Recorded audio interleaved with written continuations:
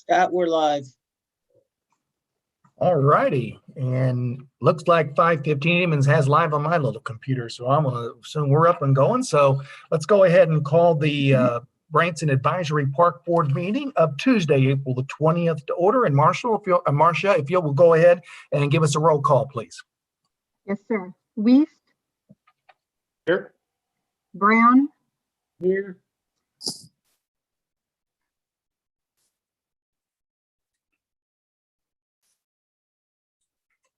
Marcia, you got muted there. I'm sorry, something happened there. Wolf. Here. Harris. Here. McCauley. Here. Parrish. Here. Farley. Present. Vitus. Here. Mr. Chairperson, you have a quorum. Okay, thank you. And as Cindy mentioned earlier, with Candy absent as vice chair, I'll conduct tonight's meeting. So first up on the agenda is the approval of the Advisory Park Board minutes for March the 16th, 2021. I'll accept a motion and second for approval, please. I'll make a motion. motion. Go ahead. I'll Okay, make a motion to accept the minutes from the last meeting. Okay, that was Julie. Second, please. Andrew Brown will second. Okay. So Marcia, did you get that? Julie first, Andrew second there? Yes, sir, I did. Okay, roll call vote for approval, please. Weiss. Yay. McCauley. Yes? Farley. Yes. Parrish. Yes. Vitus. Approved. Parrish is a P. Yes. Motion is carried. Okay, thank you very much. Next up on the agenda, we have the review of the park financials. Miss Cindy, we'll give this over to you. Yeah, so as usual, the campground is the highlight. We're very grateful for, I'm sure you guys have been through there and doing some great business. And so really appreciative of that. So if you compare last year's revenue at this time, we had not really at this time been affected by COVID. So you can really see that we're at 41,341 compared to 23,000 last year. So also, expenses are up a little bit, but Marcia, I understand from your notes that has to do with a credit that we were working off of last year in electricity. Electricity is always a little challenging. They sometimes bill months behind and some different things related to that. Marcia, you want to comment on the credit? And Yeah. I think there's been a charge in this month yet. Yes, in 2020, we had several credits across different cost centers through electricity, and it was of no fault of ours or the city of Branson's. And once it was brought to the electric company's attention, they ran credits back on our account. So we ran off of those to the end of 2020 into 2021. And true to fashion, we got overcharged again. So we're going to see some more credits in the next couple of months, and hopefully that will settle it down. But in the next probably through April, we'll see some issues on the electricity side through some of our cost centers. Thank you, Marcia, for that update. And really, Scott, just focusing on the bottom totals on total facilities, pretty similar to last year at this time. So pretty pleased about that number. And then programs, we're actually running ahead of last year at this time. Our revenue is up a little bit and our expenses are down. Another area I'd like to point out is special events. So you'll see quite a bit of disparity between last year and this year related to revenue. And that would be because we did not run our father-daughter dance. So we're seeing kind of down in revenue in that account code. And youth soccer. So if you remember last year at this time, Andy just brought up soccer. We were playing soccer. We had collected all the dollars for soccer, but we had to end up refunding it all because of COVID. So this year we're running ahead of last year. So, that's great. That reflects a lot of numbers. Andrew was mentioning, got a good turnout for soccer this past year. And I might just throw it out for questions at this point, and see if anybody has any specific questions and go from there. All right. Yeah. Anybody on the board, do they have a question on the financials or any comments? I have two questions, one soccer and one's pool. The pool is, how is the pool generating revenue when it's not open yet, if I'm reading financials right? In regards to soccer and refunds, I know some people have called for refunds, and I don't know if we're doing that or not this year because we are playing. Yeah, we have a refund policy related to all of our sports. And if you ask for a refund after the sport has already started, we do not issue refunds. If you ask for a refund up until when we start practicing. So I don't know that off the top of my head, Andrew, but it is listed on our website. It's the same policy that we follow. So, there's always extenuating circumstances like COVID, for example. We refunded all of the dollars related to that. So people can kind of look on our website or call us if they have questions about, like, for example, today I was reached out about somebody that rented a pavilion for tonight. So we extended a refund. It doesn't usually snow in April. The pool, I only see $370 of revenue at this point. So that's probably people signing up for a swim pass or lessons. Those are available online. So anybody can go ahead and do that anytime. We have people that sometimes sign up for lessons in January. And so we're starting to see more and more revenue come in for that because of a lot of people are buying their season passes for the pool. So I'm not sure specifically the $370, but I assume it's something like that. Any other questions or comments from anybody? Okay, Scott, go ahead. Cindy, I got a question, just trending wise. Do you have any feel for what your March campground figures look like, just given all the activity in the area as far as tourism traffic and stuff? Are you feeling like you're going to see a pretty good bump there like everybody else has? Yeah, absolutely. Brian, if you're on, I know you track that closely. If you could, I don't know if you can respond to that. Him and Chad work very closely. Yes, our revenues for March, just throughout all of our programs, are going to be up considering what last year was, but overall our programs are up. The campground is up. I don't remember the number off the top of my head, but it is almost triple what it was, last year, even before we started the refunds at the campground. So it's amazing. Because Chad just sent me some information today on that, and the campground is rocking. I told Cindy that we're way ahead of pace of where we were last year, and even the year before when 2019 was a great year. That's good to hear. Even in the comparison to 2019 is good to hear too. And I think, Scott, what's happening is we're ahead as far as people making reservations. And that too, yeah. I mean, Jamie can probably attest to activity out at the mall. It's just been nuts. So it's going to be a good year. I hear though it's not. I hear the Jamie. campground's been more of a buzz though. Well, all I know is that every time I drive by there, I don't see many open spots, especially on weekends, and that's even in February and March, and that's a good sign. So. Yep.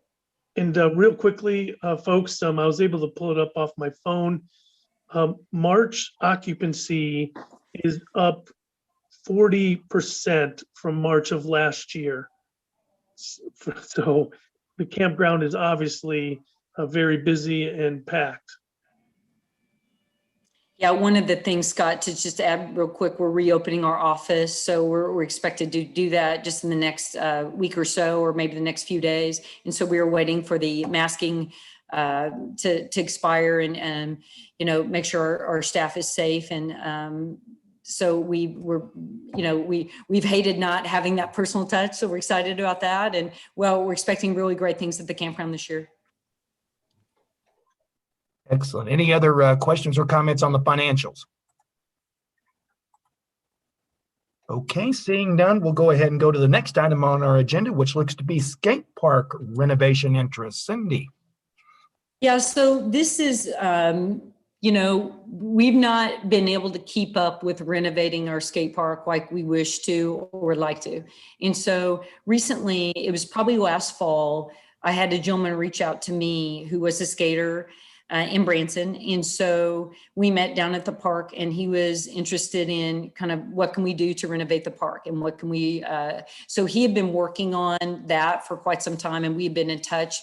And then just more recently, in the last 2 weeks, I had another person reach out to me. So the three of us met at the skate park, and there's just, really, I don't have a lot of details at this point, Scott, but there's just really a great energy about partnership with the community in this, and kind of like what we've done with the pickleball or even disc golf, partnering with the community to kind of get their input. And it is one of those facilities that we've not been able to keep up. I mean, we opened in the mid 1990s or late 1990s, and we had some modular features down there. And so, one of the things that stop us from expanding is obviously cost. And so concrete structures, while much better, is much more costly. So I'm working with these two individuals on looking at what would a design look like, and then how do we put some costs associated with that, and then how do we fundraise, or what does that look like? So there's a lot of great interest in that by these two citizens, and I think I'll be talking more about that in the future. And I don't know, ever since we took the fence down around that, I think I go down there and people are, it's older. It's not what we wished it would be, but it's still used by a lot of kids, and we'd love to see it grow. And I think you'll hear me talk about this initiative moving forward. Well, and I can vouch for, my leg got injured a few weeks ago, so I haven't been able to walk as much. And I should clarify, my leg got injured walking. I did not try the skate park. That would not have been a good situation for anybody. But here's what amazes me is that it's not just kids. There are a lot of adults that are using that as well. And every time I am walking either at Stockstill on the Roark Trail, that park's being used on any day that's halfway decent. So there definitely is an interest in that. And I think that's going to be something that certainly could boost that park that's already getting a lot of activity anyway. So that's good to hear that they're interested in that. I might throw it out, David or Micah, I know you guys have kids. Do either one of you guys, children use the skate park? Okay. I see when I go out to coach on Fridays, I've seen anywhere from 3 to 8 people using the park on Friday afternoons, which is kind of nice. That's about right. Yeah, that's about right.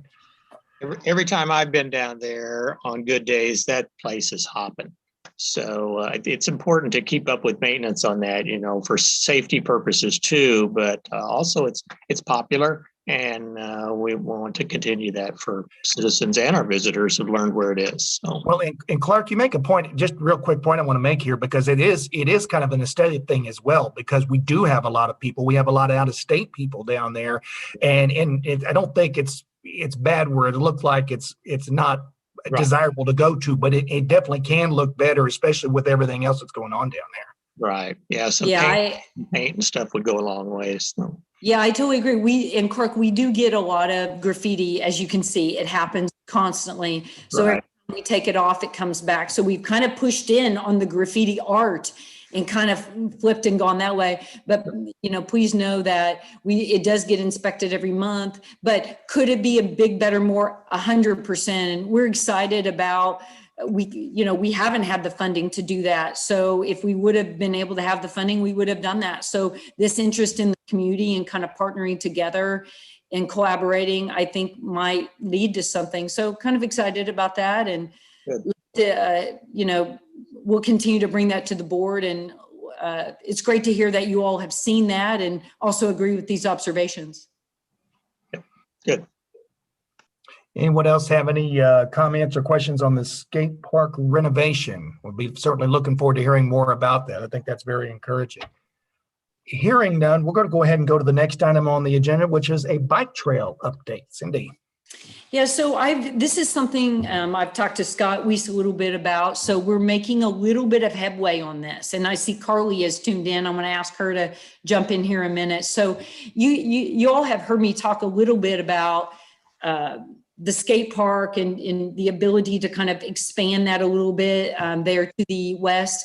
But that area, Scott, the walking path right there behind facilities maintenance, before you get to the Ledbetter area, that's an area that we've kind of targeted for a kind of a bike, a pump track or a bike trail. And so we've recently teamed with Brad Ray, who is a mountain biking person in the area. And he has been working with this on the Trips for Kids program.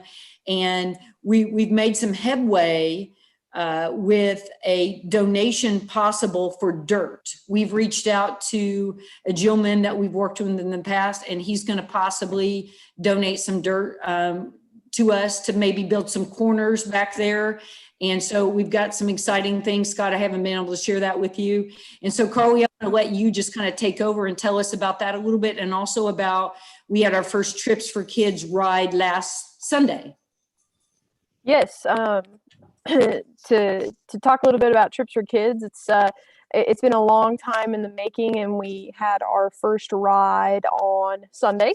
The weather was able to clear up just in time for us around 2 or 2:30, and we had a group of 6 kids come out, most of them 13-year-old, around that age, and we were very fortunate to also partner with the police department on that effort.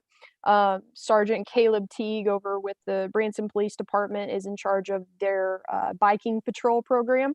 And as soon as he heard about it, he wanted to be, how do we become involved in this? And so that's going to be a wonderful partnership. I think that they're going to be involved every time that we have a meeting in some form or fashion. And so Brad Ray and I, the instructor for Trips for Kids, we're working on our next meeting. It was a very uplifting meeting. It was awesome to see kids doing something outside of the normal sports realm, right? They're active and outdoors and riding bikes and learning skills on that. And we're going to have a different theme every month that we do with those kids. And so very exciting stuff, very exciting developments there. And for those of you that know me, you guys know that I like being outdoors. And so the more outdoor programs, the better. And we want to do it well. And with this program, I can definitely see it going that way. You want me to touch on anything else, Cindy? Or Carly, can you just touch on? So you and I have talked to Brad Ray several times about this area, and it's kind of an area that we think that we could build a small. You're calling it a pump track or something like that. Yeah. Because Brad has a group that they go and bike different areas, and so I think that's an area, and I know I've talked to Scott about it. That we could maybe do something small on and get off the ground on. Absolutely. I think, the area is not being utilized right now. And so it's a great place to start off. And Brad Ray, actually, he's also our area NICA instructor. And I believe NICA stands for National Interscholastic Cycling Association. And so he has another group of kids that he does a biking program with as well. And so Brad is very self-motivated and has a great spirit of volunteerism, and he has gone out and he's been able to find grant opportunities to get trail maintenance equipment specifically related to trail maintenance for biking trails and hiking trails and that sort of thing. And so and he's wanting to put them to use. And so we're gonna find a way to make it happen. Whenever you have folks like Brad who are motivated on top of things, willing to share in the the work together, it's a good thing. So. Just real quick, so the area we're talking about again is that area between the railroad track and the Roark Trail there by maintenance down around Stockstill. That's where we're talking about, right? Yes, just to the west of that, Scott, that kind of open field area. And so that's the area we're talking about. And we feel like it's kind of a small area that we could start on and Scott, I don't know, you and I have talked about that area too, and you were kind of excited, Scott Weiss, you were kind of excited about it. So I haven't given you this update, but it looks like some things are rolling on that. So we're excited about it. But yes, Scott McCauley, that's the area we're talking about. I can chime in that the other day I was driving across the Epps Road Bridge. And, it's so visible. I can just imagine all that activity going on down there and people seeing it, and it'd be highly visible to not only the community, but, people in town that'll get their curiosity up. Cindy, just so you know, our informal group, we have a meeting set for Monday night, which includes Brad and some of the other individuals that have been meeting on a fairly regular basis. And I think we're addressing this particular topic that Carly just shared. Awesome. Brad's kind of bringing the specifics to it. And then we're hoping we have some other opportunities that we can fold into that to I don't know what the right words are, but just to enrich that opportunity and get more resources involved. So like I said a few months ago, this informal group right now is trying to get its feet and figure out where to land, and then maybe find some formal aspect of that group, specifically as a resource development funding conduit that could even drive back through the 501(c) that Cindy has in place. We're not trying to duplicate others' efforts. We're just trying to find that low-hanging fruit where we can have some real victories to start with that could build on top of other developments for the area, even beyond the city of Branson into the county and further, where it might be a multi-county type of resource development and sharing. So yeah, that's great news. Thanks. All right. We are excited about it, Scott, and I'm sorry I haven't reached out to you before now. I do think that, it does take different community groups to make this happen, and we have a role and other groups have a role. So working collaboratively is, I think, how these things are going to happen. So I'm excited, and I'm glad you're talking to Brad about kind of how we've been working with him. Yeah, sounds very promising. Anyone else have any questions or comments before we move on? I have a question real quick.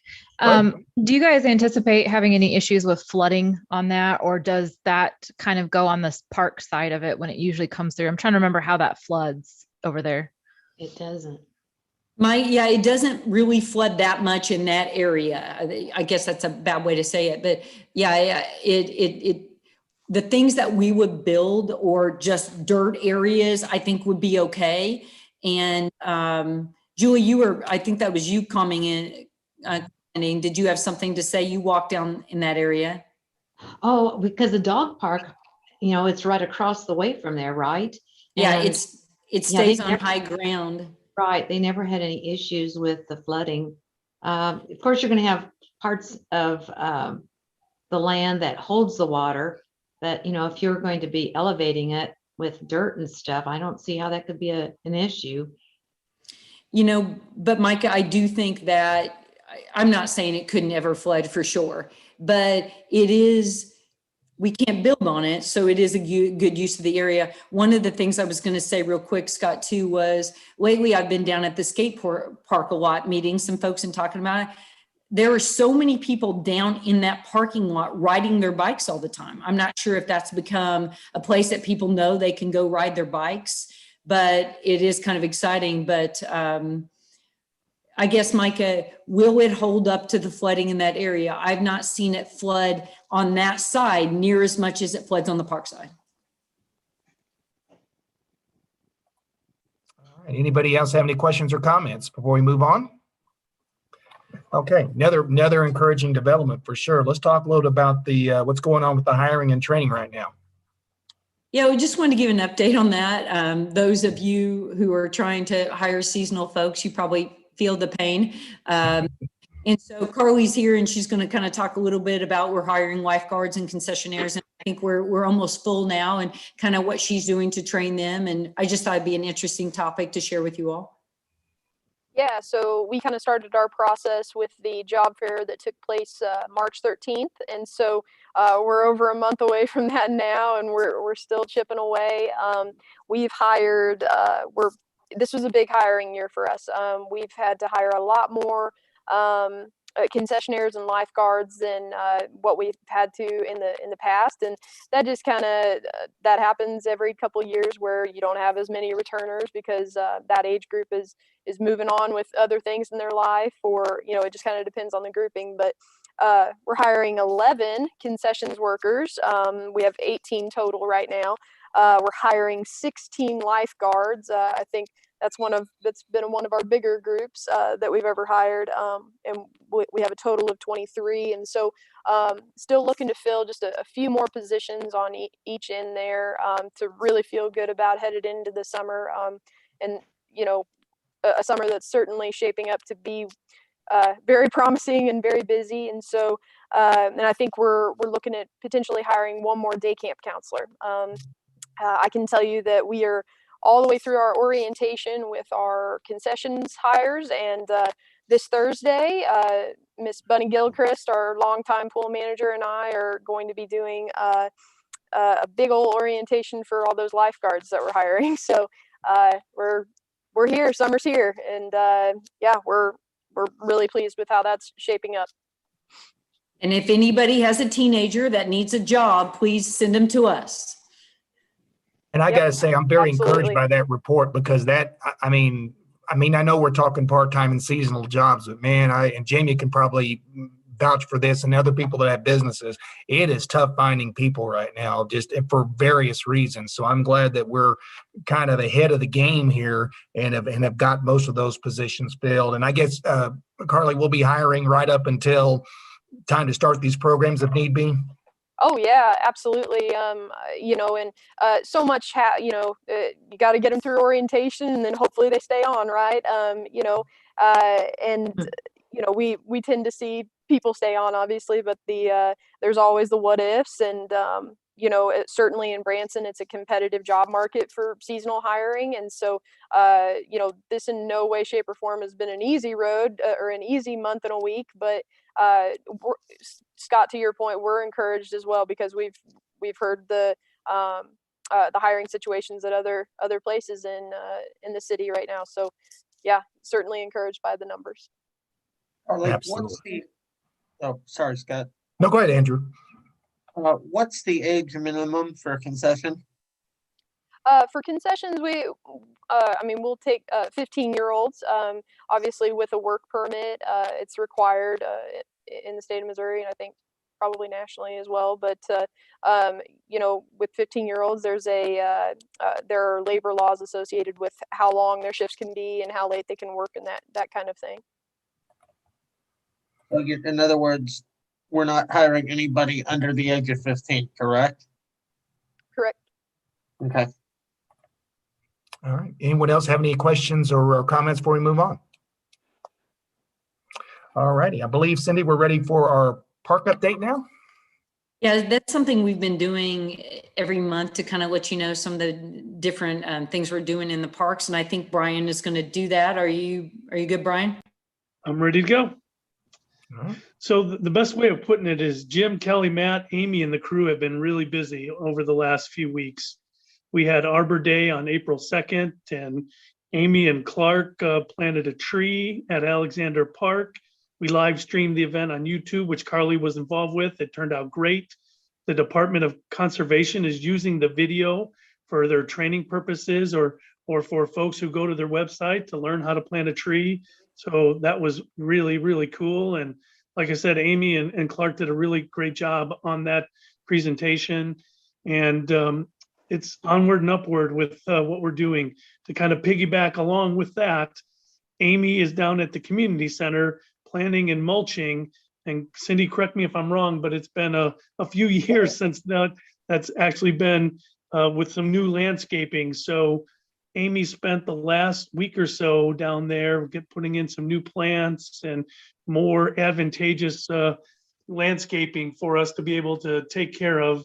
And that project should be finished next couple days when she's finished with the mulching. And then something that I believe all of you are aware, at the campground, we are now going to be selling propane. So in order for us to do that, we had to do some electrical work, which we contracted out. But Jim and his crew had to put some ballards around the tank. And Chad, his work host, myself, and Kelly and Jim from maintenance all were certified last week. And we're just waiting for the Missouri Commission to give us our card so that we can officially start selling.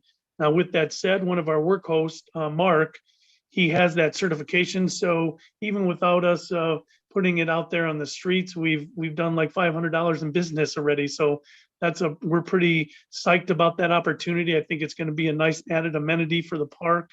And so far it's been positive. People just can't wait for us to do it. Moving along at Lakeside Forest, we've taken the big marquee sign there and have updated it. I believe in the past, a couple of the areas that had for example, the cave was in the wrong location. That's been updated. We updated the signage with all the historical data as well. And I can tell you, since I'm an avid hiker, I'm out there all the time. People are always looking at those signs. So it's great that we have the trails listed and they're accurate so people can kind of find their way around the park.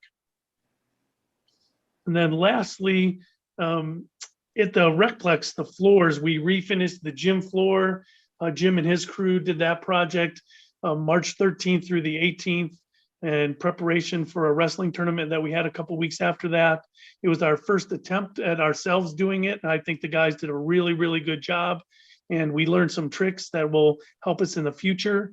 And to piggyback off of that, we just finished doing the lobby floor and the hallways April 3rd and 4th.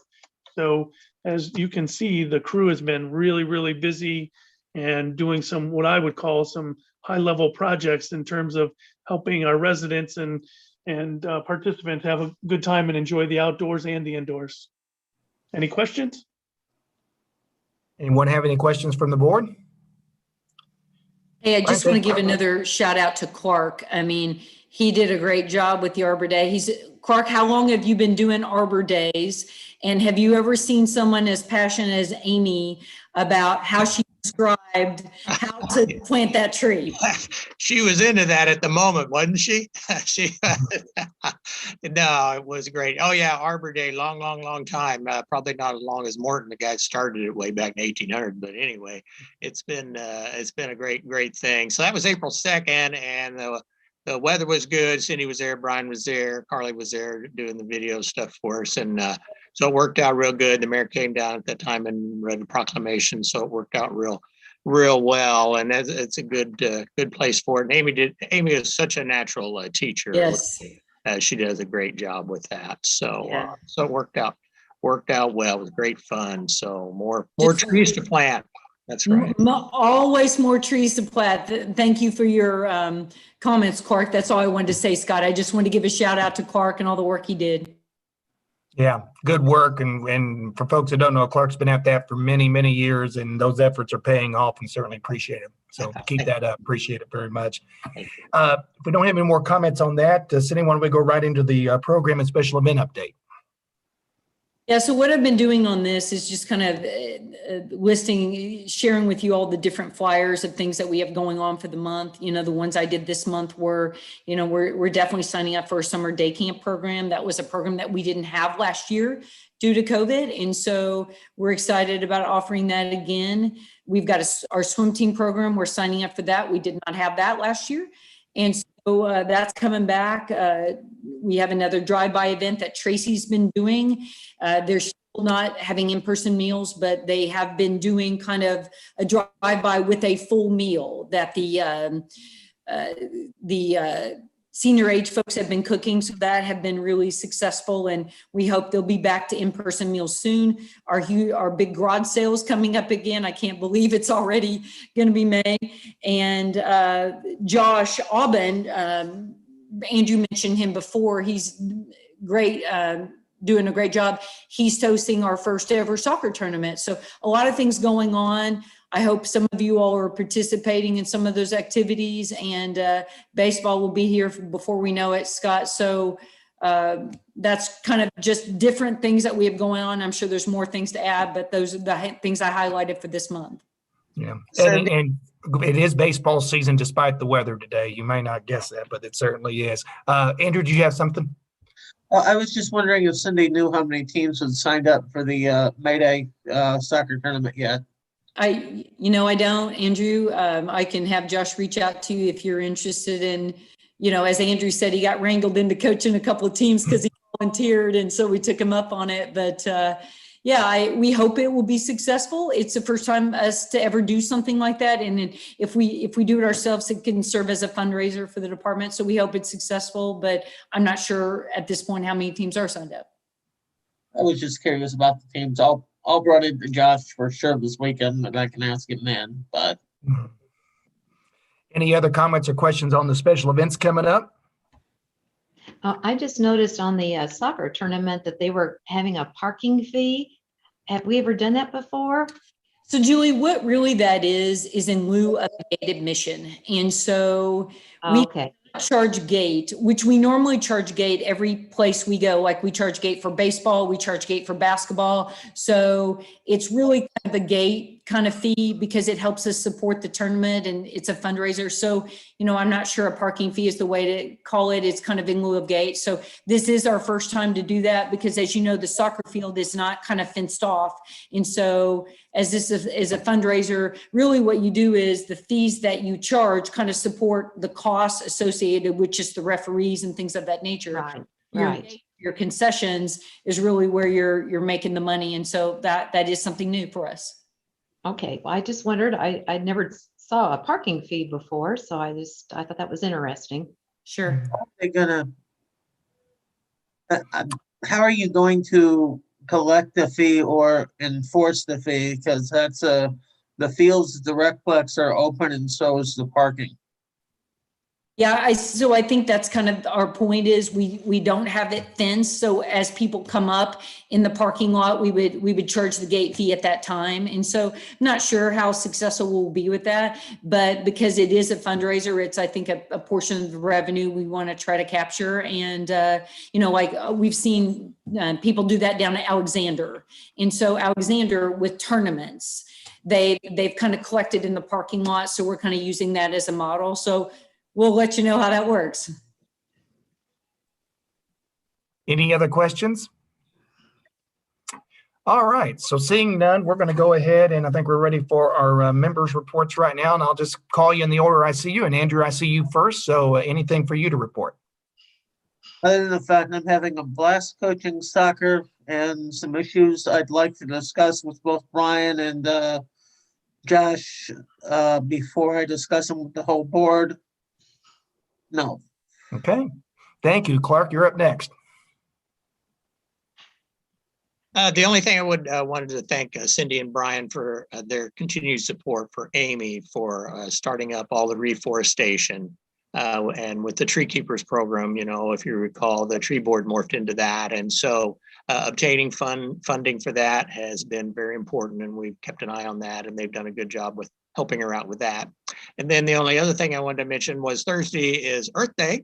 And so people tend to think of the parks on Earth Day. So if you're getting out or know people that are out, why pick up a trash bag, take it with you, do a little picking up of trash or looking around, thinking of improvements or whatever you can do, and spiff our parks up when you get a chance. Excellent, Clark. Thank you. Julie, you're up next.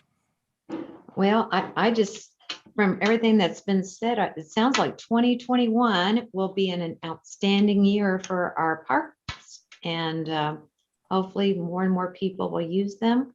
So I'm excited about that. That's about all I have. Okay, let's see. Jamie, I see you up next. Anything from you?